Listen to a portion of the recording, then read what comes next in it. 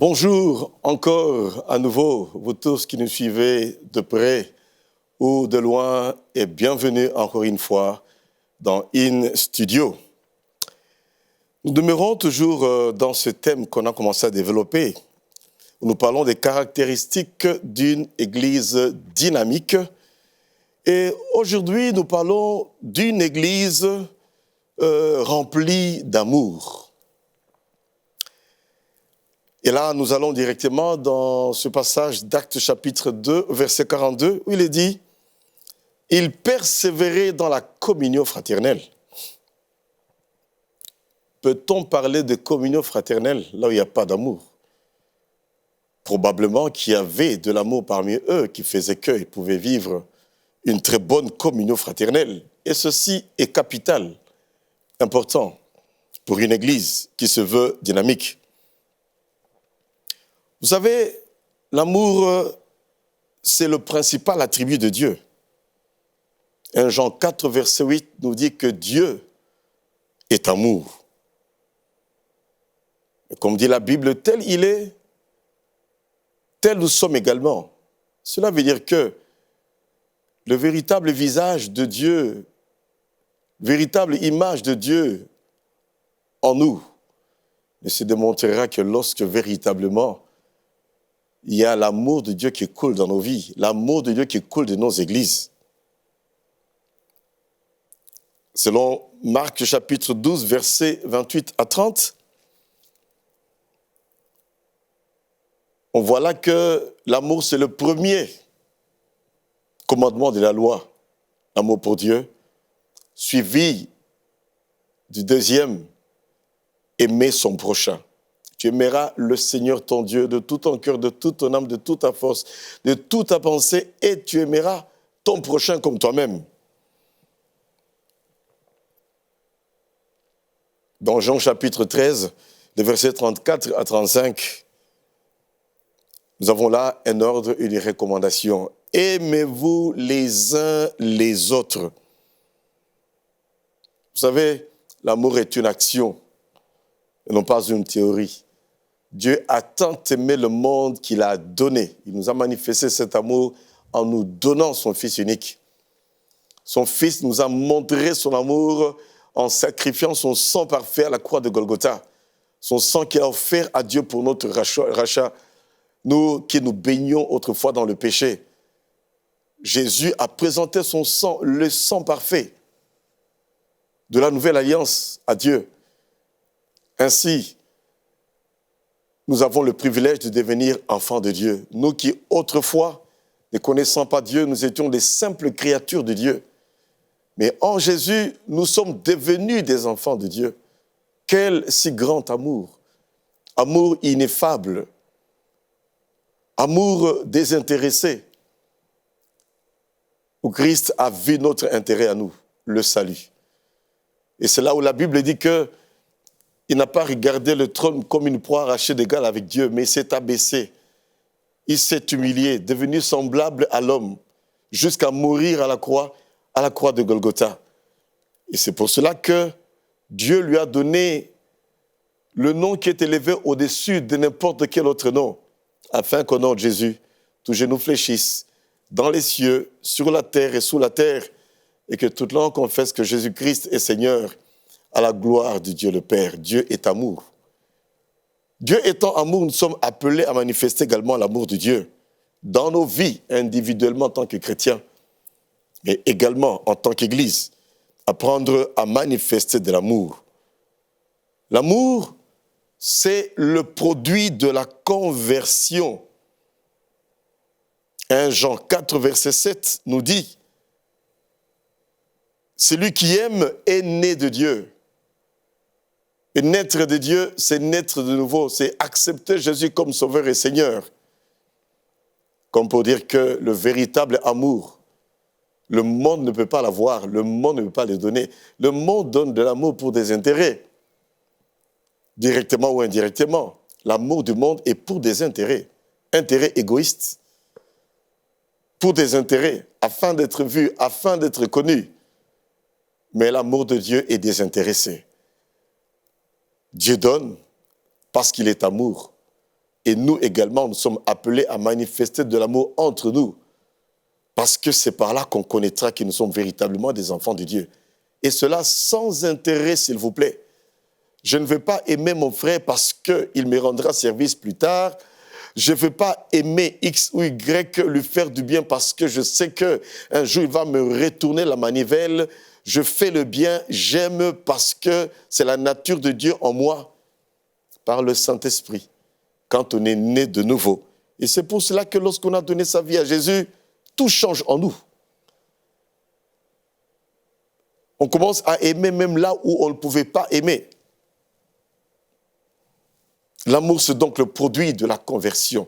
C'est le produit de la nouvelle naissance. 1 Pierre, chapitre 1er, au verset 22, il est dit ceci. Il faut que nous puissions nous aimer ardemment. L'amour est aussi le fruit de l'esprit.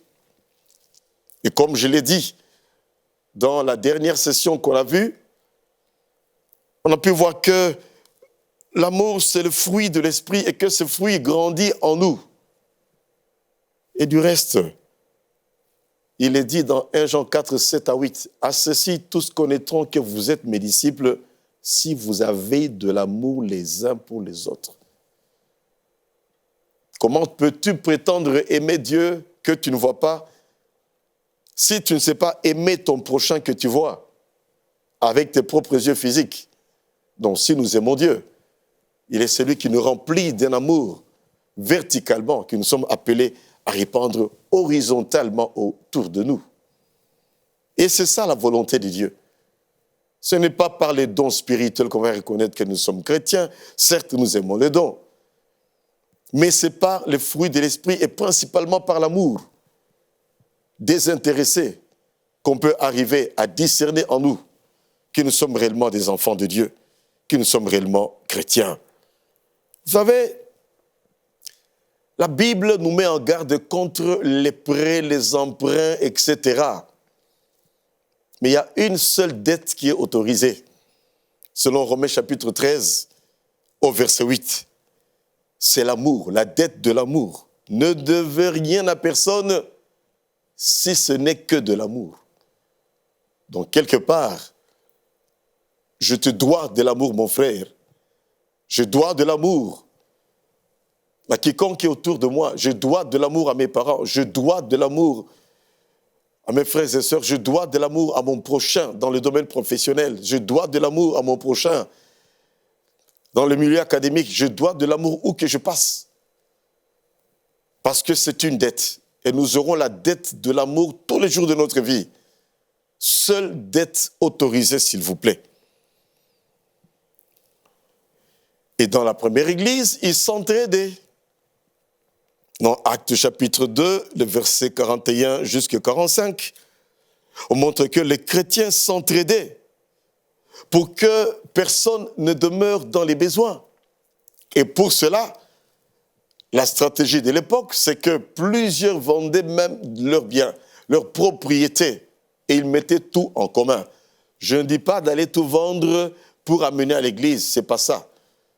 Je veux seulement que nous comprenions que les circonstances et le contexte de ce temps-là avaient fait en sorte qu'ils étaient contraints, l'esprit les pressait à vendre même leurs biens, à porter le revenu aux pieds des apôtres et on aidait chacun de sorte que personne ne demeurait dans les besoins. Et par ce temps-ci, je crois qu'on n'est pas obligé de vendre les biens que nous avons. Mais il est possible à ce que chacun fasse un effort pour qu'il puisse être en mesure de manifester de l'amour à son prochain. Et pour cela, il y a plusieurs façons. Tu peux te dire, je prends tel pourcentage de mon salaire, peut-être 2%, pour assister les nécessiteux, ceux qui sont dans les besoins, pour les aider. À part le fait qu'on peut amener la dîme à l'église, à part le fait qu'on peut contribuer à divers besoins qu'il y a dans une église, on peut également décider pour dire, moi, dans mon salaire, je prends ça, ou dans mon entreprise, je manifeste de l'amour, je donne du travail à ceux qui n'ont pas du travail. Il y a plusieurs façons de pouvoir manifester de l'amour les uns pour les autres. Et on dit également qu'ils prenaient leur nourriture avec joie. Là où il y a de l'amour, il y a de la joie, avec joie et simplicité de cœur. Quand on dit simplicité, cela veut dire que on se contentait de ce que l'on avait. On n'était pas exigeant. Il y avait un contentement. Et c'est très important dans la vie d'avoir une simplicité de cœur. Accepter ce que l'on te présente. Que ce soit nourriture, que ce soit habillement, que ce soit n'importe quoi, que l'on peut t'offrir ou que tu peux offrir, tu le fais de manière simple, dans l'humilité, dans la discrétion, pas avec ostentation. J'ai donné, c'est moi qui ai donné, c'est moi qui ai fait ça, ça, ça. Connaissez-vous telle personne, c'est moi, c'est moi, c'est moi. Non. Il n'y a pas la gloire de Dieu dans le moi qu'on essaie de rehausser tout le temps dans la vie. Dans Actes au chapitre 6,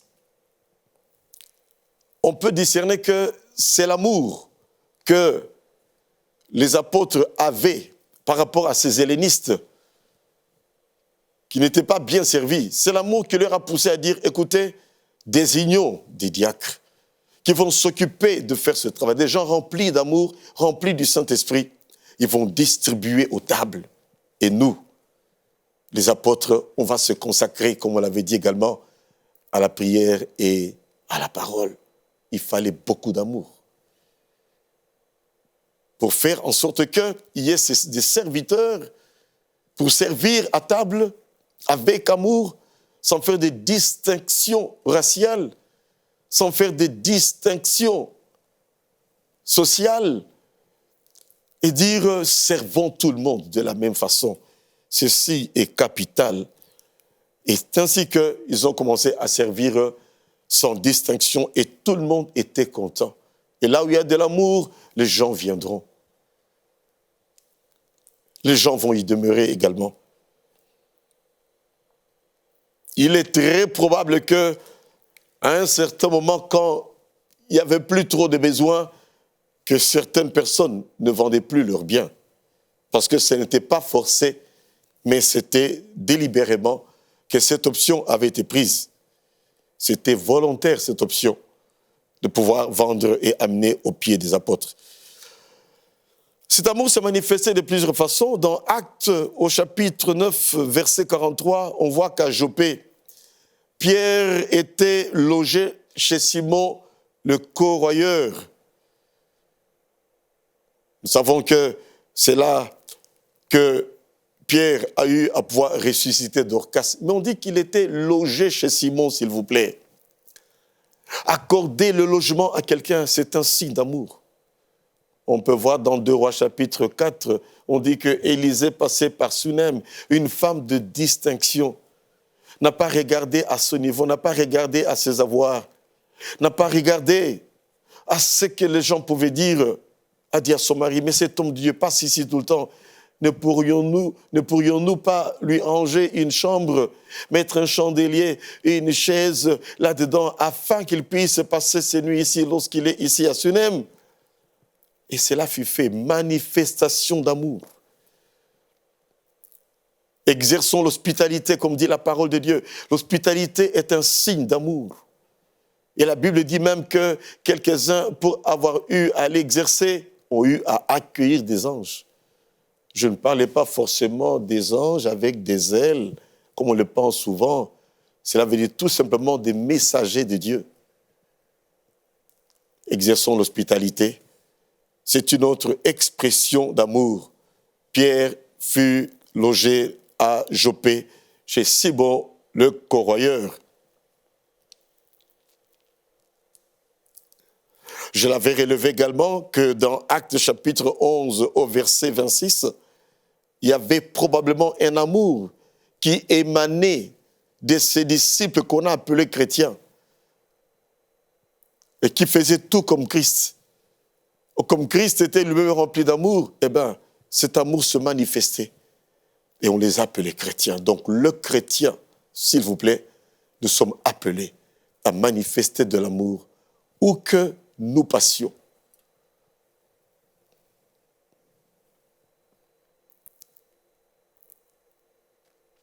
Dans Actes chapitre 11, au verset 27, Agabus, le prophète, avait prophétisé qu'il y aura de la famine sur la terre. Il est rapporté que cela arriva sous Claude. Au verset 29 de Actes chapitre 11, les disciples ont eu à pouvoir envoyer Paul et Barnabas pour secourir les chrétiens de Judée. Il y avait un amour parmi les chrétiens de l'époque. C'est pour cela que lorsqu'il peut y avoir certaines catastrophes, l'Église, n'attendons pas tout simplement à ce que les États, le gouvernement s'élèvent pour manifester de l'amour. Il est important, capital, que nous, chrétiens, que nous, Églises, apprenions à nous lever pour dire nous sommes là. J'apprécie beaucoup, on a souvent reçu pas mal de serviteurs de Dieu qui nous disent comment est-ce que, lorsque l'hiver est très très rude en Occident, ils offrent de la nourriture à des gens qui n'ont pas des abris dans leurs locaux. Ils les reçoivent pour leur donner à manger. Expression d'amour. C'est très important. Lorsque une église est en train d'évangéliser, on peut dire, nous vous envoyons également quelques serviteurs de Dieu pour vous accompagner dans le porte-à-porte. C'est l'expression d'amour. Une église peut être en train de s'acheter un terrain. Pourquoi ne pas faire un geste pour dire, on n'a pas beaucoup, mais voilà ce qu'on peut donner comme geste, expression d'amour. Et ainsi de suite, il y a beaucoup de choses que l'on peut faire pour manifester de l'amour les uns pour les autres. Vous savez qu'on peut arriver à gagner les âmes dans nos familles, ne fût-ce que par l'amour que nous manifestons. C'est une bonne chose de dire « je suis chrétien, je suis né de nouveau, j'ai accepté Jésus dans ma vie comme sauveur et Seigneur ». C'est une très bonne chose de dire « venez à Jésus, venez à Jésus ». On leur bombarde de l'évangile, c'est une très bonne chose. Mais laisse-moi vous dire encore un secret. Tu peux tout simplement arriver à aider ce cousin, cette cousine, ce frère, cette sœur, cette personne démunie à payer ne fût-ce sur son minerval un trimestre tout simplement. Et crois-moi, ça va le toucher. Il se dira que cette personne me parle de Jésus, mais je vois Jésus dans cette personne au travers de l'amour qu'il me manifeste. Parce que c'est grâce à lui que j'ai pu payer mon minerval. L'amour, ça peut être également tout simplement que tu es sur la route, sur une trajectoire quelconque, comme cette personne autrefois, chez nous dans le pays. Je quitte l'église et il allait presque pleuvoir, je pense bien, si je me rappelle encore très bien. Et j'ai vu une dame en train d'attendre un taxi. Et l'esprit m'a poussé de m'arrêter, prendre cette dame dans ma voiture. Je l'ai pris devant. Je ne lui ai pas dit que je suis pasteur, je ne lui ai pas dit que je suis serviteur de Dieu. Je l'ai pris et on a commencé à parler de tout et de rien. Et en descendant, je dis, madame, que Dieu te bénisse. Elle m'a remercié également. Je lui ai seulement remis la carte. Un bon jour, j'ai vu cette femme venir à l'église. Et elle s'est accrochée à nous pendant une longue période. Et certaines circonstances ont fait que je n'ai pas pu arriver à revoir ces dames. Il y a beaucoup de choses que l'on peut faire bien-aimer, où on peut manifester de l'amour tout simplement, et cela peut faire en sorte que les âmes vont venir au Seigneur. Amen, amen. Dans Actes des Apôtres, au chapitre 20, le verset 3 à 5, on voit que Paul fut aidé par des jeunes gens pour aller d'Éphèse jusqu'à Macédoine. Des jeunes gens devaient l'aider parce qu'il avait beaucoup de choses avec lui. Et que faire pour tout transporter, c'était difficile. Et quelqu'un a commencé sûrement par dire, moi je veux donner coup de main, à un autre sûrement je vais donner coup de main. C'est ainsi qu'on nous cite même les noms de ces personnes-là. À cause de l'amour manifesté, leur nom est resté écrit dans la parole de Dieu. On parle de Sopater, d'Aristarque, de Gaius, de Timothée, de Tychique, de Trophine, 6 jeunes gens qui ont aidé Paul à transporter ses bagages dans ses voyages missionnaires. La première église était une église qui était pleine d'amour. Soyons des chrétiens et des églises remplies d'amour. Dans la parole de Dieu, on nous présente dans 1 Corinthiens chapitre 12 les dons spirituels. Dans 1 Corinthiens chapitre 14, on nous présente là maintenant l'exercice des dons spirituels. Mais entre deux, curieusement, on nous parle de l'amour. Vous vous rendez compte? 1 Corinthiens 13 en entier ne parle que de l'amour, comme pour dire que c'est une très bonne chose d'avoir les dons spirituels. C'est une très bonne chose de vouloir exercer les dons spirituels, mais entre deux, il y a l'amour dont on nous parle. Et il y a là une interpellation extrêmement sérieuse.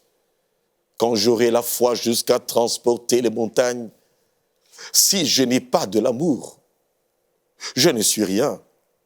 Quand je pourrais même imposer, là je paraphrase, quand j'imposerai les mains aux malades et que les malades soient guéris, si je n'ai pas de l'amour, je ne suis rien. Quand je pourrais même voir des malades être guéris, ne fût-ce que sur mon passage et que par l'ombre de mon corps, les malades sont guéris. Si je n'ai pas de l'amour, je ne suis rien. Quand je pourrais distribuer mes biens à tous les pauvres et faire en sorte même que cela soit connu dans le monde entier, si je n'ai pas de l'amour, ça ne vaut pas du tout la peine. Comme pour dire que sans amour, tout ce que l'on peut faire n'a pas de sens, n'a pas de rémunération, n'a pas d'approbation auprès de Dieu. L'amour, l'amour, l'amour, l'amour et encore l'amour. Du reste, c'est le tout premier fruit que l'on nous présente dans Galates chapitre 5 au verset 22. L'amour. Après, on parle d'autres choses. Mais on commence par l'amour. Alors, ce qui est très curieux là maintenant, c'est qu'à la fin de 1 Corinthiens 13, et particulièrement au verset 13, on dit que 3 choses demeurent. La foi, l'espérance et l'amour. La foi, assurance des choses qu'on espère, démonstration de celles que l'on ne voit pas. Quand on lit Hébreux chapitre 11, on parle des hommes de foi extraordinaires. Quand on voit Hébreux chapitre 11 au verset 6, qu'est-ce qui nous est dit là?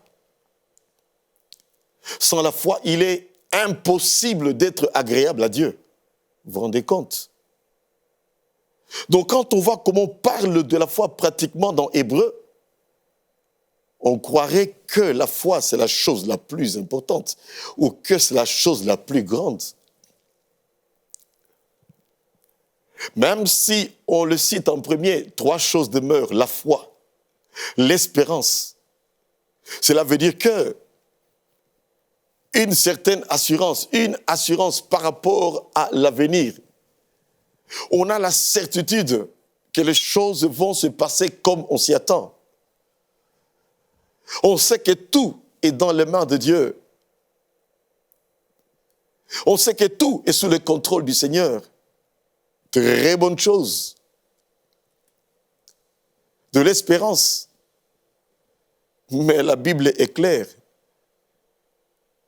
De la foi, de l'espérance et de l'amour. C'est très étonnant de voir que Dieu se permet lui-même de faire là une comparaison. La plus grande, comme pour dire la plus importante, c'est l'amour. Parce que tout ce qui est fait avec amour, ça touche n'importe qui. Même une personne qui ne prie pas peut discerner que tel geste est fait avec amour. Mais n'est-ce pas que nous sommes dans un monde d'apparat où on veut paraître, mais paraître ne veut pas dire qu'on est. Il faut être et non paraître. Et pour être, il faut manifester de l'amour. Que Dieu nous aide à manifester de l'amour. Et je peux vous assurer que moi-même, j'en ai également besoin. Je ne suis pas parfait, non. Je demande à Dieu de m'aider afin que je puisse avoir davantage d'amour.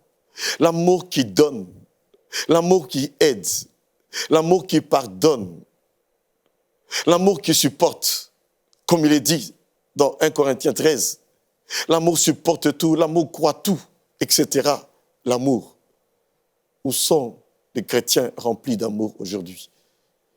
Tous, nous avons un brin d'amour et on a besoin que Dieu nous aide afin que nous apprenions à faire des choses non pas par intérêt mais par amour pour le Seigneur. Servir Dieu par amour, non pas par intérêt.